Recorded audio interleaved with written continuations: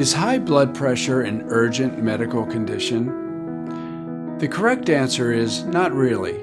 High blood pressure is a long-term medical condition that has many dangers associated with it. And one of the most important dangers is kidney disease. The kidney is responsible to filter out toxins from our body, keep control of our electrolytes, and control our blood pressure.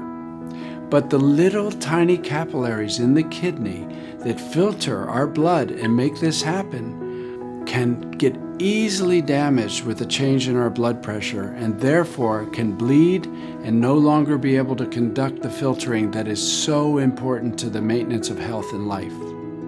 If you'd like to learn more about high blood pressure and its effect on kidneys and what can be done about it, call us for a free consultation or visit us at michaelformandom.com.